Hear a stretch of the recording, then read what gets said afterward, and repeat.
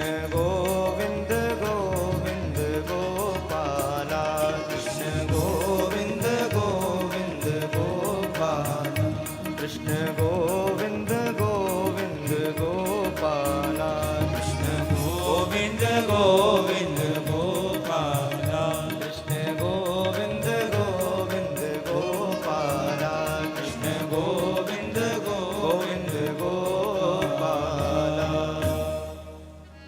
श्री रमण बिहारी लाल की जय।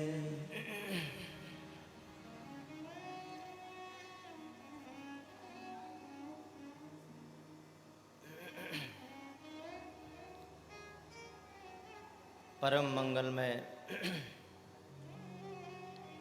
परात्पर अखिलेश्वर अकारण करुणा वरुणालय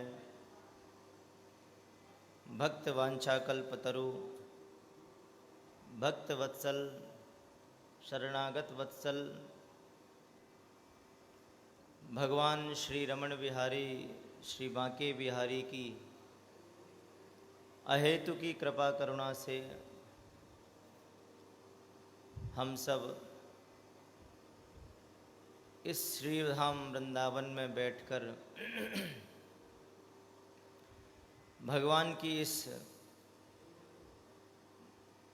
दिव्य भागवती गंगा में अवगाहन कर रहे हैं।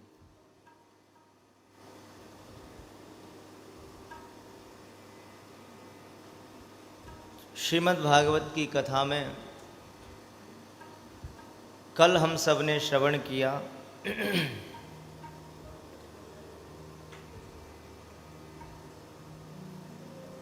श्री सुखदेव जी महाराज अपने पिता व्यास जी के समक्ष आए और व्यास जी ने सुखदेव जी महाराज को संपूर्ण श्रीमद् भागवत का अध्ययन कराया।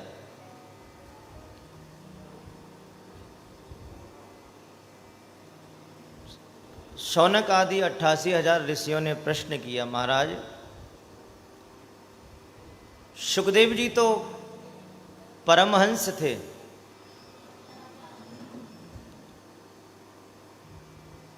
उनको ऐसी क्या आवश्यकता हुई कि श्री सुखदेव जी महाराज ने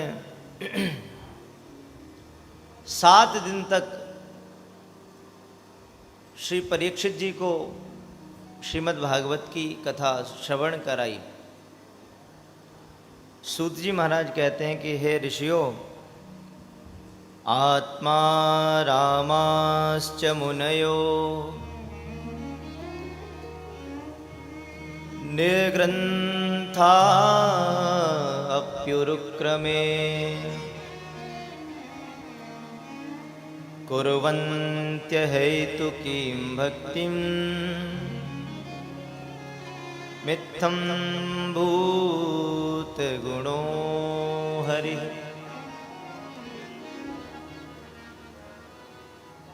सुखदेव जी महाराज परमहंस हैं।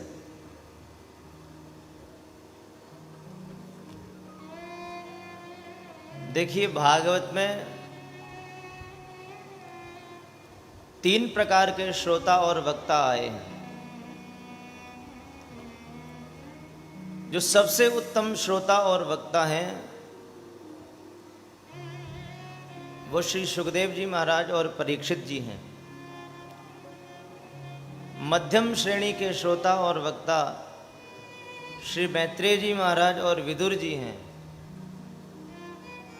और निम्न श्रेणी के श्रोता और वक्ता सूत जी महाराज और शौनक आदि 88,000 ऋषि हैं।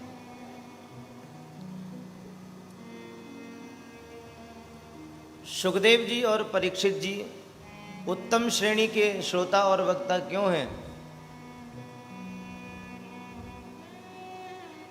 क्योंकि सुखदेव जी हैं ब्रह्मरात और परीक्षित जी हैं विष्णुरात। दोनों को भगवान ने गर्भ में जाकर दर्शन दिए। सुखदेव जी महाराज भी 16 वर्ष तक अपनी माता के गर्भ में रहे। वेद व्यास जी ने जब कहा कि बेटा अब तो बाहर आ जाओ, सुखदेव जी ने गर्भ से ही कहा पिताजी मैं बाहर नहीं आ सकता, क्योंकि जैसे ही मैं संसार में आऊंगा श्री ठाकुर जी की माया मुझे घेर लेगी। यदि ठाकुर जी ही आकर मुझसे कहें कि मेरी माया का तेरे ऊपर कोई प्रभाव नहीं होगा, तब मैं इस गर्भ से बाहर आ सकता हूं। तो सुखदेव जी महाराज को गर्भ में ही श्री ठाकुर जी ने दर्शन दिए। भगवान गीता में कहते हैं दैवी हेषा गुणमयी मम माया दुरत्यया मामेव ये प्रपद्यन्ते मायामेतां तरन्ति ते। भगवान कहते हैं भैया मेरी इस माया से बचना चाहते हो तो मामेव ये प्रपद्यन्ते, जो मेरी शरण में आ जाता है वो मेरी माया से बच जाता है। माया मेताम तरन्ति ते। तो सुखदेव जी महाराज को गर्भ में ही श्री ठाकुर जी ने दर्शन दिए। शौनक आदि 88,000 ऋषियों ने पूछा प्रभु सुखदेव जी परमहंस थे, अमलात्मा विमलात्मा, जिनको संसार से कोई मतलब नहीं है, उन्होंने परीक्षित जी को क्यों कथा सुनाई? तो श्री सूत जी महाराज परीक्षित जी के जन्म की कथा श्रवण कराते हैं। यदा मृधे कौरव सृंजयानां वीरेश्वथो वीरगतिं गतेषु व्रकोदरा विद्ध गदाभिमर्श भग्नोरदुण्डे धृतराष्ट्रपुत्रे। सूत जी कहते हैं भैया जब महाभारत का युद्ध समाप्त प्राय था,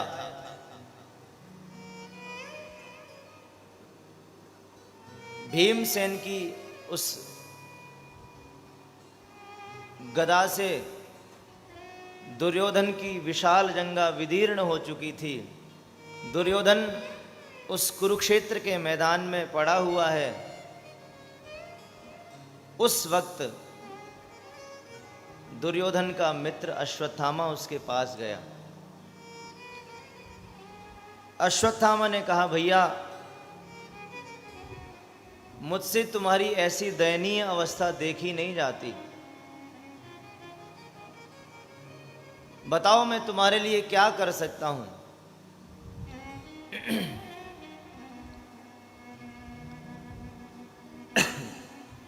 दुर्योधन ने कहा भैया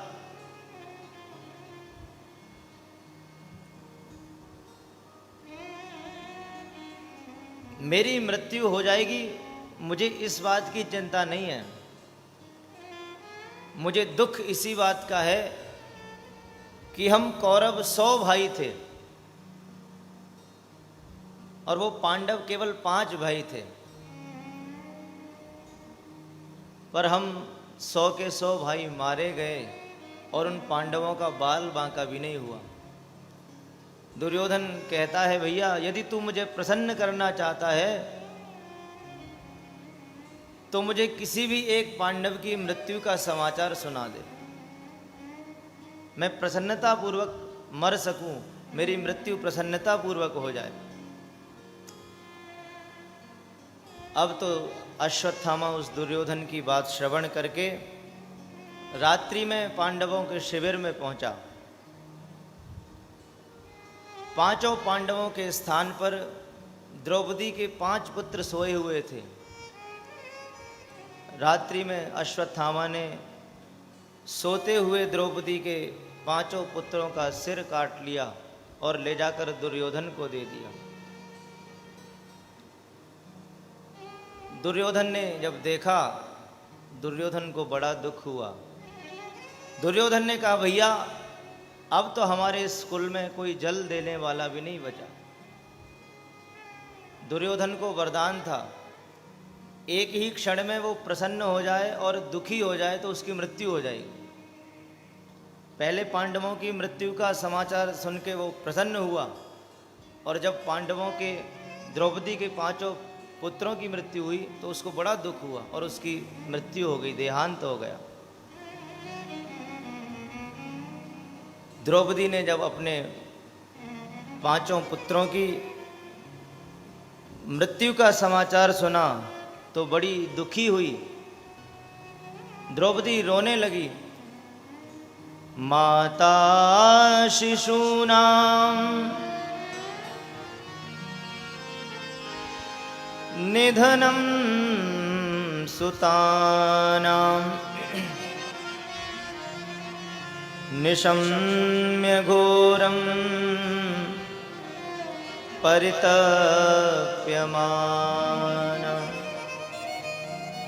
तदा रुदद्बाष्पकलाकुलाक्षी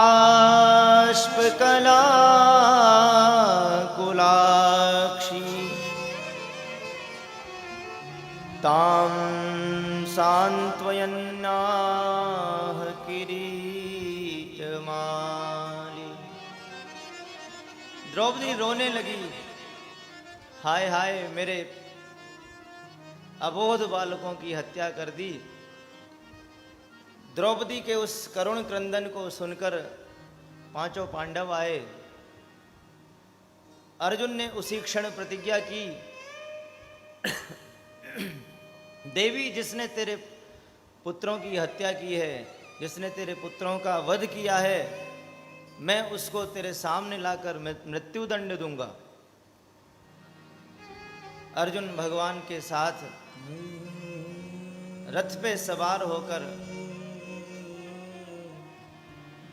अश्वत्थामा को ढूंढने के लिए गए। अर्जुन को आता देखकर अश्वत्थामा ने ब्रह्मास्त्र का प्रयोग किया। भगवान ने अर्जुन की रक्षा की। अर्जुन ने भी ब्रह्मास्त्र का प्रयोग करके उस अश्वत्थामा को बंदी बना लिया और बांधकर अपने रथ में बैठाकर जैसे ही द्रौपदी के सामने लाए तो महाराज द्रौपदी कहने लगी, हे पतिदेव, मुच्यतामेष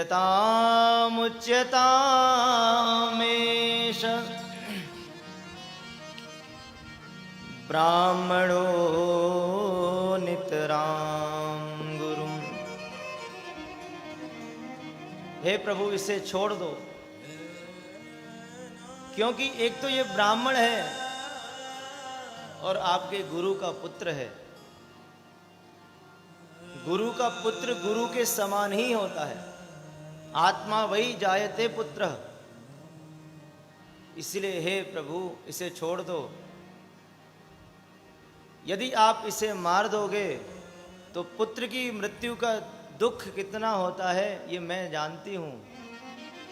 प्रभु मेरे पास तो मेरे पतियों का अवलंब है, मेरे पतियों का सहारा है, पर यदि ये इसकी मृत्यु हो गई तो इसकी जो माँ है कृपी, वो तो निश्चित ही मर जाएगी, उसका देहांत हो जाएगा। इसलिए हे प्रभु इसे छोड़ दो।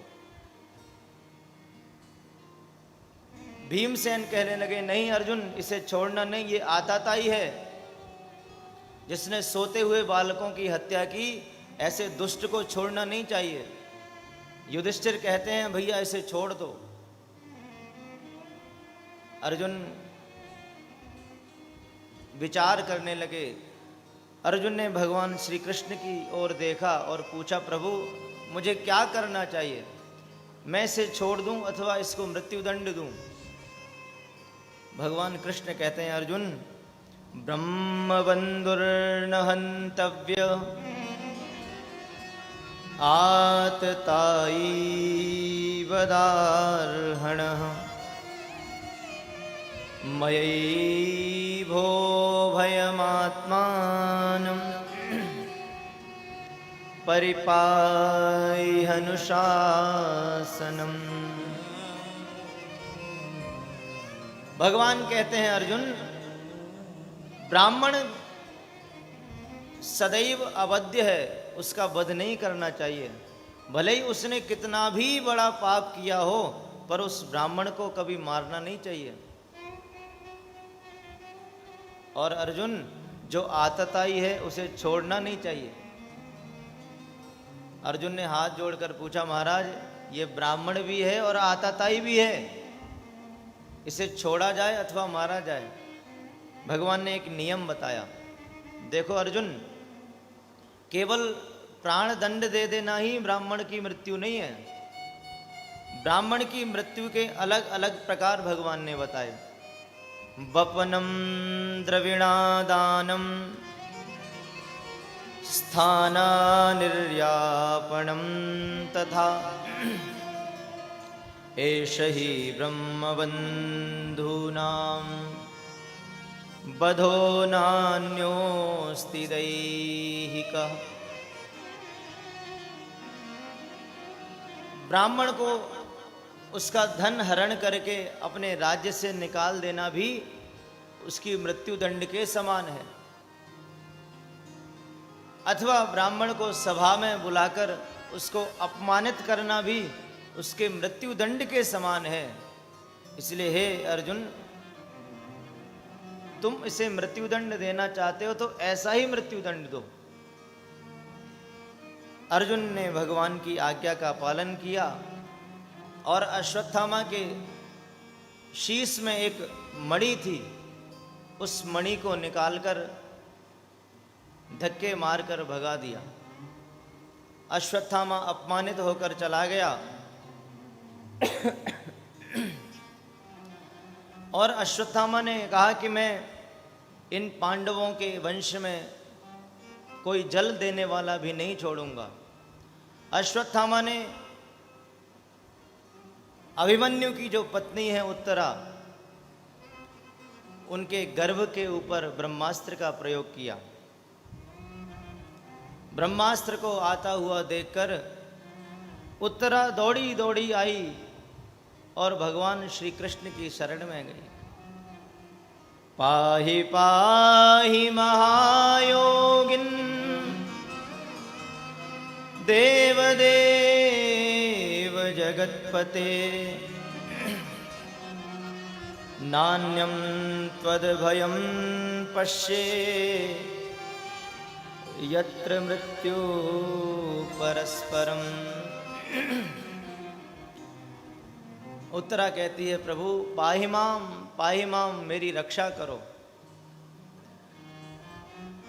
जहां ठाकुर जी हैं वहां उत्तरा के 5 ससुर हैं, वो किसी की शरण में नहीं गई। मानो उत्तरा हमें ये संदेश देना चाहती है, भैया जब हमारे ऊपर कोई संकट आए तो हम संसारी जीवों की शरण में नहीं जाएं, हम ठाकुर जी की शरण में जाएं। उत्तरा हाथ जोड़कर ठाकुर जी से प्रार्थना करती है, प्रभु कामं दहतु मां नाथ मामे गर्भो निपात्यताम्। हे प्रभु, भले ही मेरी मृत्यु हो जाए, मैं मर जाऊं, पर प्रभु आपसे हाथ जोड़कर विनती है, मामे गर्भो निपात्यताम्, मेरे गर्भ की रक्षा आप कर लीजिए। क्योंकि प्रभु आपकी आज्ञा है, आप कहते हैं कि मैं अपने भक्त का नाश नहीं होने देता, मैं अपने भक्त की हमेशा रक्षा करता हूं। सदा करूं तिनकी रखवारी, जिम बालक राखें महतारी। आप गीता में कहते हो, क्षिप्रम भवति धर्मात्मा शश्वत शांतिम निगच्छति कौन्तेय प्रतिजानीहि न मे भक्ता परिप्रणश्यति। आप कहते हो कि मेरे भक्त का कभी नाश नहीं होता। प्रभु मेरे गर्भ में भी तो आपका ही भक्त है, इसलिए आप मेरे गर्भ की रक्षा कीजिए।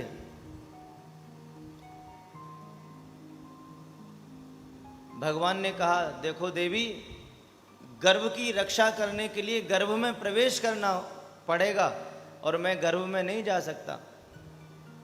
उत्तरा ने कहा, देवकी माता के गर्भ में नहीं आए, कौशल्या माता के गर्भ में नहीं आए, प्रभु मेरे गर्भ में आने में क्या आपत्ति है। भगवान कहते हैं मैं गर्भ में नहीं आया। गोस्वामी तुलसीदास जी ने लिखा है, जा दिन ते हरि गर्भ ही आए। पर हरि शब्द वायु को भी कहते हैं, वायु के लिए भी हरि शब्द का प्रयोग है। बंदर को भी हरि कहते हैं, शेर को भी हरि कहते हैं। तो भगवान कहते हैं भैया मैं गर्भ में नहीं गया था, गर्भ में तो केवल वायु थी, मैं तो प्रकट होता हूं। उत्तरा कहती है, प्रभु आप मेरे गर्भ में आकर मेरे बालक की रक्षा कीजिए। भगवान कहते हैं मैं गर्भ में नहीं आ सकता। मैं गर्भ में कैसे आऊं? उत्तरा कहती है, प्रभु आप कोई सूक्ष्म रूप धारण करके भी गर्भ में प्रवेश कर सकते हैं, क्योंकि आप तो महायोगी हैं। बड़े बड़े योगियों की कथा सुनी होगी। योगी पर काय प्रवेश कर लेते हैं, अपने शरीर को छोड़कर दूसरे शरीर में प्रवेश कर लेते हैं। शंकराचार्य जी की कथा है। उत्तरा ने कहा, प्रभु आप तो महायोगी हैं, इसलिए मेरे गर्भ में आकर मेरे बालक की रक्षा कीजिए। पाहि पाहि महायोगिन देव देव जगतपते।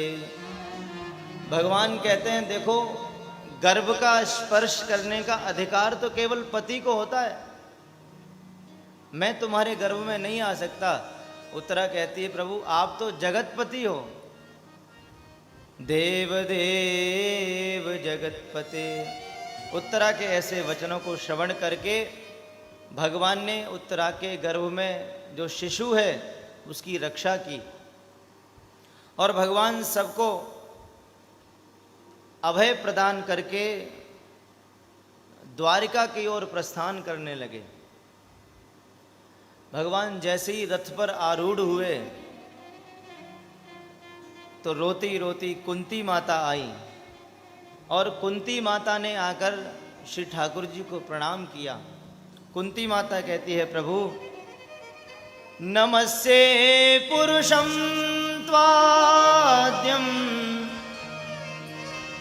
ईश्वरं प्रकृते परम् अलक्ष्यं सर्वभूतानां अंतर्बहिरवस्थितम्।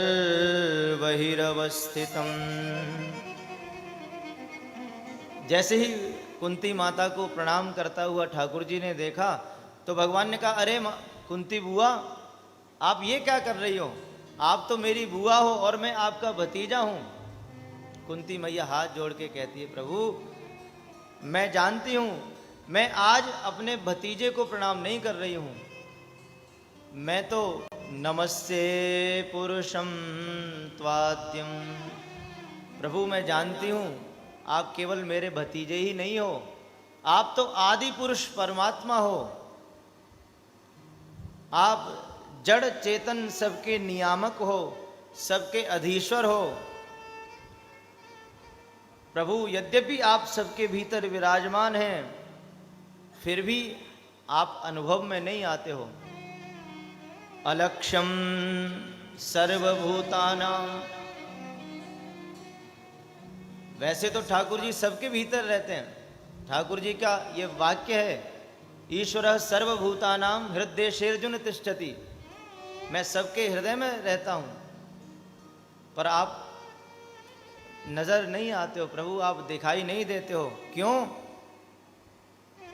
माया जवनिका छन्नम अज्ञाधो क्षजमव्ययम् न लक्ष्य से मूढ़ दृशा नटो नाट्यधरो यथा। प्रभु आप इस संपूर्ण संसार के स्वामी हो, इस संपूर्ण संसार के, इस सृष्टि के नियामक हो, फिर भी आप दिखाई नहीं देते हो, आपके दर्शन नहीं होते हैं। क्यों? आपने प्रभु माया का पर्दा लगाया हुआ है। माया जवनिका छन्नम अज्ञाधोक्षजम अव्ययम न लक्ष्य से, इसलिए आप दिखाई नहीं देते हो। कैसे? नटो नाट्य धरो यथा देती हैं प्रभु। जैसे कोई कठपुतली का खेल दिखाने वाला जो जादूगर होता है, वो अपने हाथों में एक धागा बांधकर कठपुतली को मंच पर छोड़ देता है और स्वयं पर्दे के पीछे छिपकर उस कठपुतली का नृत्य करता है, उसको नृत्य कराता है। हे प्रभु, ऐसे ही आप संपूर्ण संसार के नियामक हो। आप भी इस संसार को कठपुतली की तरह नचाते हो, उसका पालन करते हो। और प्रभु आप तो बड़े बड़े अमलात्मा, विमलात्मा, संत, ऋषि, महर्षि, इन सबको दिखाई नहीं देते, तो न लक्ष्य से मूढ़ दृशा, मुझ जैसी साधारण स्त्री आपको क्या समझ पाएगी। कुंती माता ने बहुत सुंदर स्तुति की। कुंती मैया कहती है, प्रभु भले ही आप देवकी के पुत्र हैं, पर जितनी कृपा आपने मेरे ऊपर की, उतनी कृपा तो आपने अपनी माता देवकी के ऊपर भी नहीं की। कंस ने आपके 6 भाइयों की हत्या कर दी, आपने उनकी रक्षा नहीं की। पर प्रभु देखो, आपका प्रेम मेरे पुत्रों के प्रति और मेरे प्रति कितना अधिक है। आपने पग पग पर हमारी रक्षा की। प्रभु विशान महाग्नि पुरुषाद दर्शना असत्सभाया वनवास कृक्षतः। हमारे ऊपर बहुत सारी विपत्तियां आई, बार बार विपत्ति आई, पर प्रभु आपने हर विपत्ति को दूर किया। विशान महाग्नि माने कुंती माता ने यहाँ एक श्लोकी महाभारत कहा। मेरे पुत्रों को स्थान स्थान पर, पग पग पर इतने कष्ट आए, पर आपने सब कष्ट दूर किए। इसलिए प्रभु मैं आपको प्रणाम करती हूँ। मृधे मृधे नेक महारथाश्रित द्रोण्यश्रितश्चास्म हरे विरक्षितः। कुंती माता की स्तुति को श्रवण करके भगवान बहुत प्रसन्न हुए। भगवान ने कुंती माता से कहा, माता, बुआ जी, आप मुझसे कुछ मांग लीजिए। मैं आपको कुछ बिना दिए जाऊंगा तो मुझे अच्छा नहीं लगेगा। कुंती माता ने ऐसी वस्तु मांगी जो भगवान नहीं दे पाए। कुंती मैया कहती है, प्रभु यदि आप मेरे ऊपर प्रसन्न हैं और मुझे कुछ देना चाहते हैं तो बस एक ही वरदान दीजिए। विपदः सन्तु नः शश्वत् तत्र तत्र जगद्गुरोः भवतो दर्शनं यत्स्यात् अपुनर्भवदर्शनम्। हे महाराज, यदि आप मुझे कुछ देना चाहते हो तो बस एक ही वरदान दो कि मेरे जीवन में विपत्तियां ही विपत्तियां आए। कुंती माता ने विपदः कहा है बहुवचन में, एक दो विपत्ति नहीं महाराज। संसार की जितनी विपत्ति हैं वो सब मुझे प्राप्त हो जाए। भगवान ने कहा, कुंती बुआ, आपने जीवन भर विपत्तियां ही तो झेली हैं और अब थोड़ा सुख आपको मिलने वाला है तो आप विपत्ति मांग रही हो। अरे दोबारा से कुछ अच्छा वरदान मांगो। कुंती माता कहती है, प्रभु मैं ऐसी संपत्ति को, ऐसे सुख को लेकर क्या करूंगी जिस सुख में आप मेरे साथ नहीं रहोगे। मुझे तो केवल विपत्ति ही दे दो। विपदो नैव विपदः संपदो नैव संपदः विपद्विस्मरणं विष्णो संपन्नारायण स्मृति।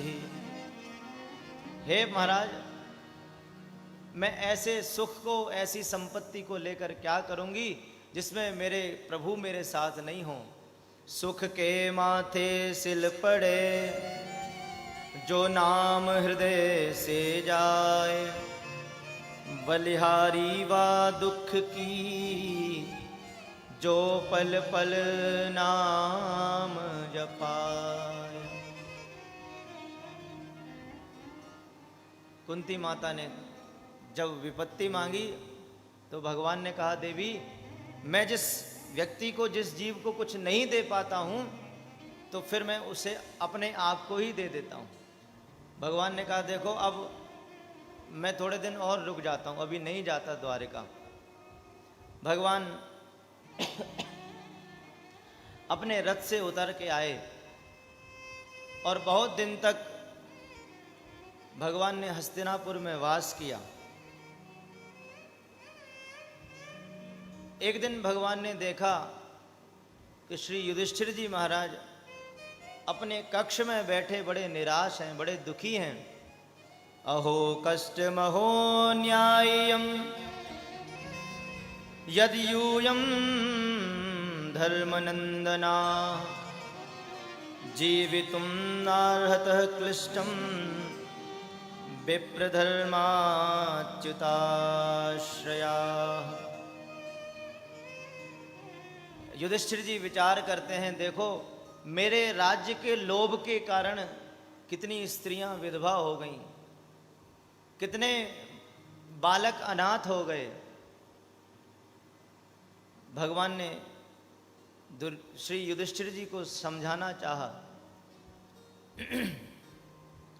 पर युधिष्ठिर जी की समझ में नहीं आया। भगवान समझ गए। भगवान युधिष्ठिर जी और सभी पांडवों को लेकर कुरुक्षेत्र के मैदान में गए, जहां सरशैया पर श्री भीष्म पितामह लेटे हुए हैं। सब ने जाकर भीष्म पितामह को प्रणाम किया। जैसे ही अर्जुन ने भीष्म पितामह को प्रणाम किया,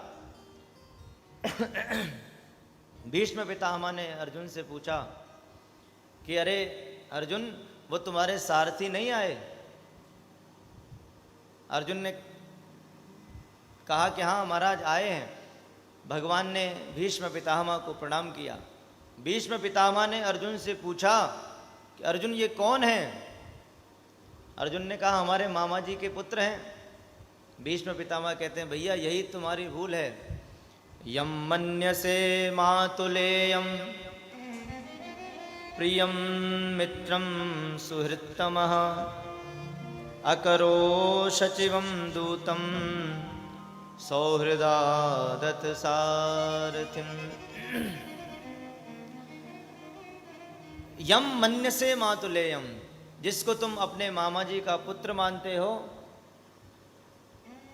वो केवल तुम्हारे मामा का पुत्र नहीं है, वो संपूर्ण संसार का स्वामी है।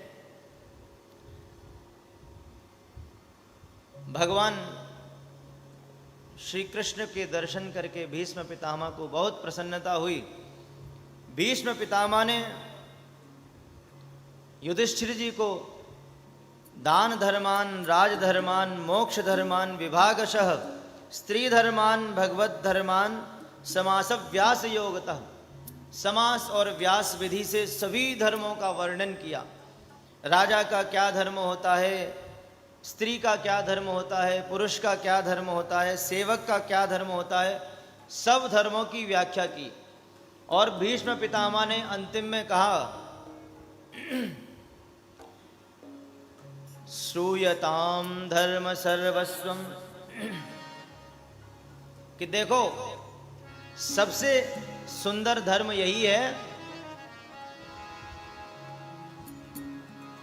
आत्मनः प्रतिकूलानि परेशान न समाचरेत्।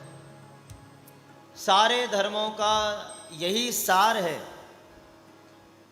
श्रूयताम धर्म सर्वस्वम श्रुत्वा चैवावधार्यताम। पहले इस धर्म के सार को सुनो और सुनकर अपने जीवन में उतारो।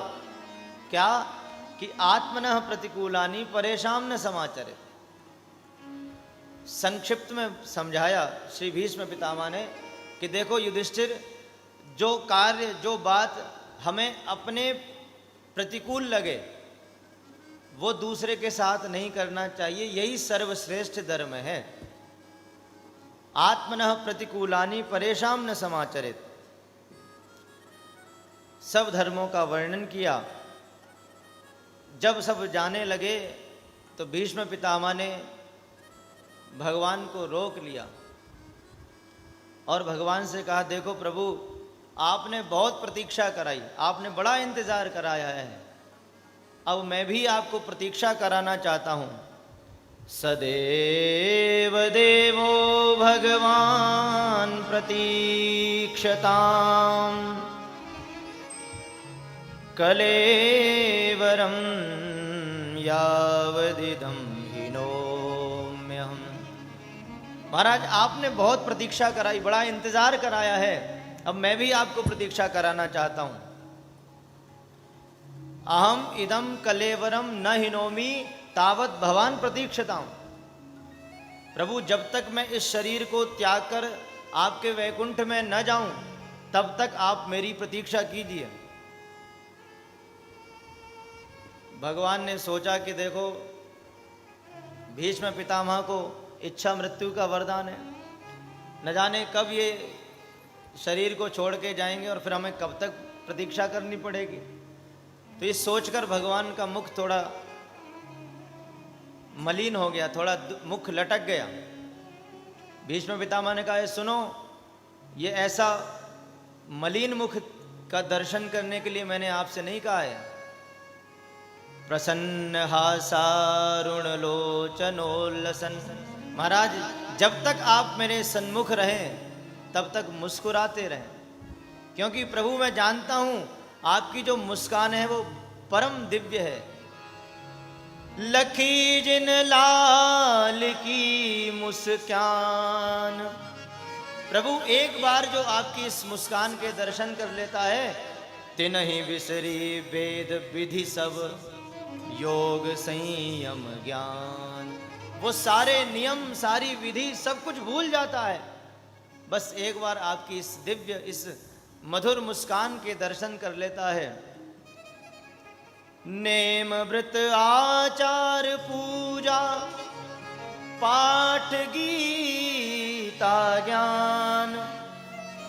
सारे नियम, सारे व्रत, सारे पूजा पाठ, आचार विचार सब भूल जाता है। इसलिए महाराज, आप जब तक रहो मुस्कुराते रहो। प्रसन्न हासारुण लोचलोन्नसत् मुखाम्बुजो ध्यान पथश्चतुर्विधम्।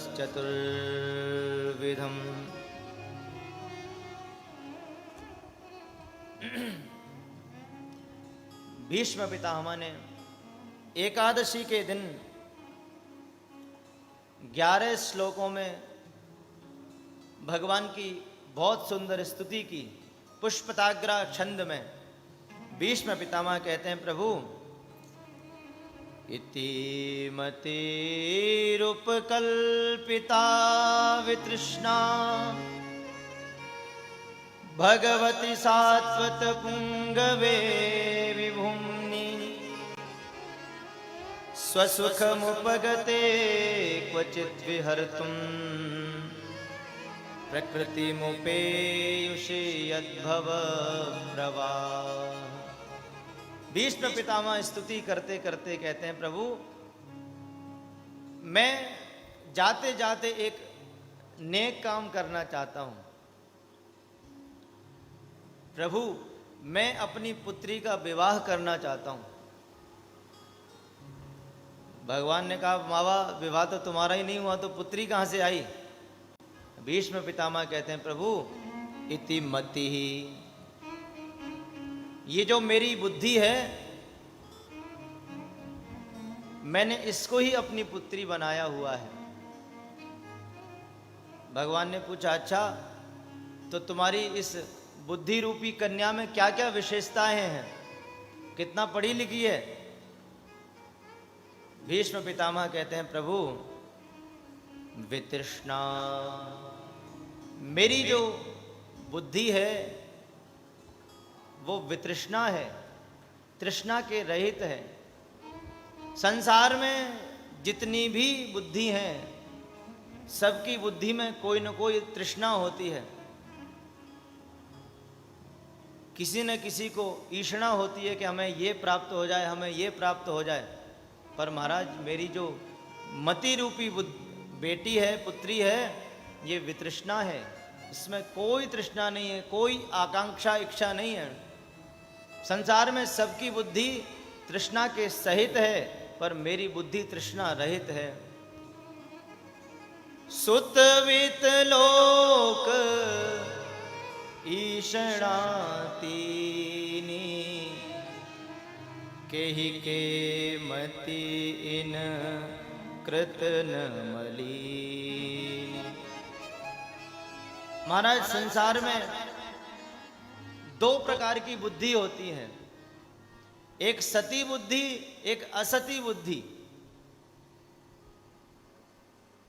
जो संसार के रूप रस गंध स्पर्श में लगी हुई है वो असती बुद्धि है, और जो संसार से रहित है, जिसमें संसार का राहित्य है, वो सती बुद्धि है। इसलिए प्रभु जो मेरी बुद्धि रूपी कन्या है ये परम पवित्र है। इति मतिरुपकल्पिता वितृष्णा भगवत सात्वत पुंगवे विभुम्नि स्वसुखमुपगते क्वचिद्विहर्तुं प्रकृतिमुपेयुषि यद्भवप्रवाह। भीष्म पितामह ने बहुत सुंदर भगवान की स्तुति की और अंत में भीष्म पितामह ने भगवान से एक ही वरदान मांगा, प्रभु बस मेरी एक ही अंतिम इच्छा है, जब मैं इस कलेवर को त्याग कर इस शरीर को छोड़कर जाऊं तो मैं आपके दर्शन करूं, आप मेरे सन्मुख हों। इतना तो करना स्वामी,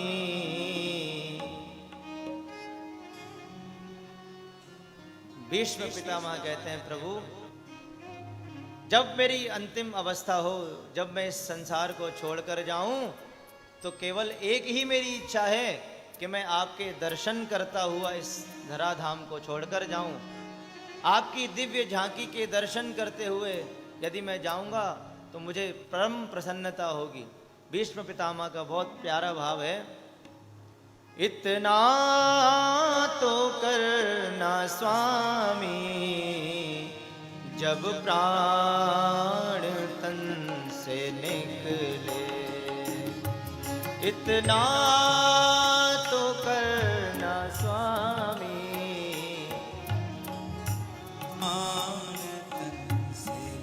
क्या हो, इतना तो करना स्वामी जब प्राण तन से निकले, इतना तो करना स्वामी जब प्राण तन से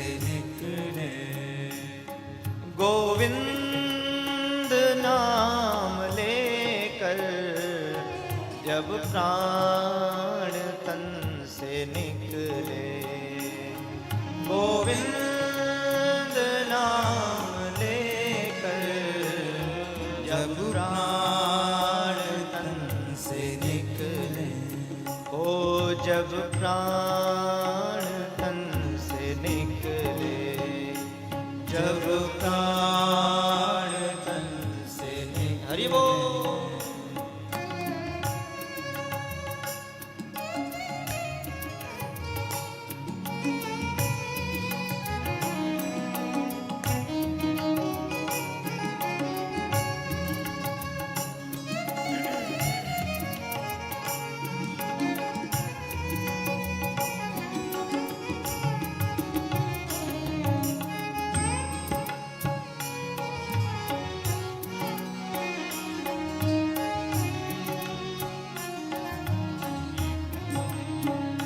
श्री गंगा जी का तट हो, यमुना का वंशी बट हो। श्री गंगा जी का तट हो, यमुना का वंशी बट हो। श्री गंगा जी का तट हो, यमुना का वंशी बट हो। श्री गंगा जी का तट हो, यमुना का वंशी बट हो। मेरा सांवरा निकट हो, जब प्राण तन से निकले। मेरा सांवरा निकट हो, जब प्राण तन से निकले। गोविंद नाम लेकर जब प्राण तन से निकले, गोविंद नाम लेकर जब प्राण तन से निकले। जय हो।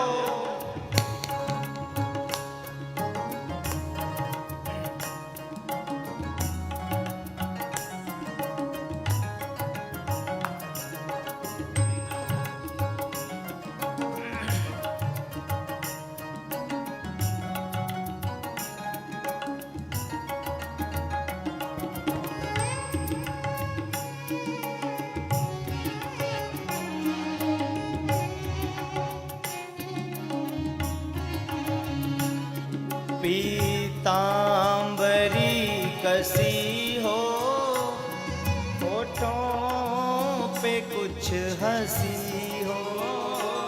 पीतांबरी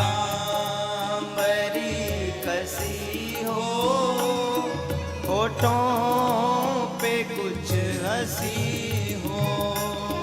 पीतांबरी कसी हो, होठों पे कुछ हंसी हो। पीतांबरी कसी हो, होठों पे कुछ हंसी हो। छवि मन में यही बसी हो, जब प्राण तन से निकले। छवि मन में यह बसी हो, जब प्राण तन से निकले। गोविंद नाम लेकर जब प्राण तन से निकले।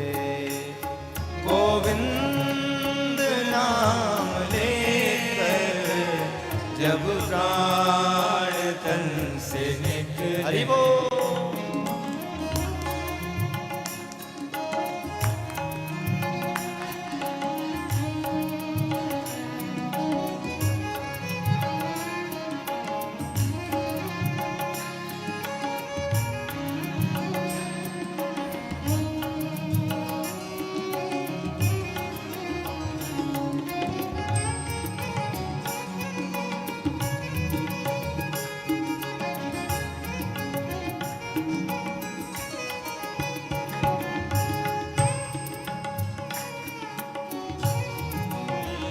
जय हो।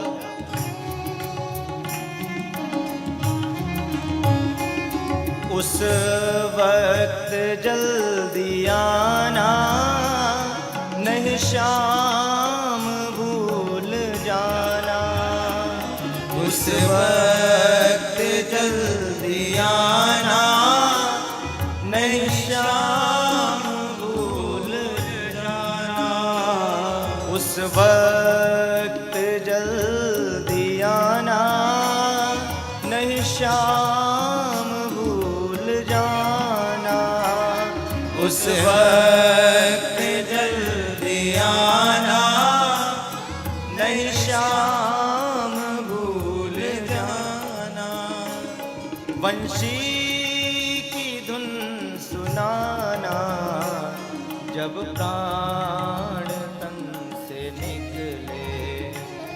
वंशी की धुन सुनाना, जब प्राण तन से निकले। गोविंद नाम लेकर, जब प्राण तन से निकले। गोविंद नाम लेकर, जब प्राण तन से निकले।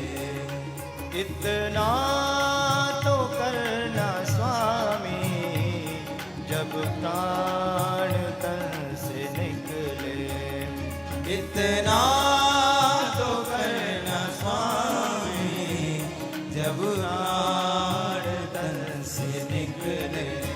ओ जब प्राण तन से निकले। ओ जब प्राण तन से निकले। जब प्राण तन से निकले। जब प्राण तन से निकले। बोल भक्त वत्सल भगवान की जय। जय श्री राम। भीष्म पितामह ने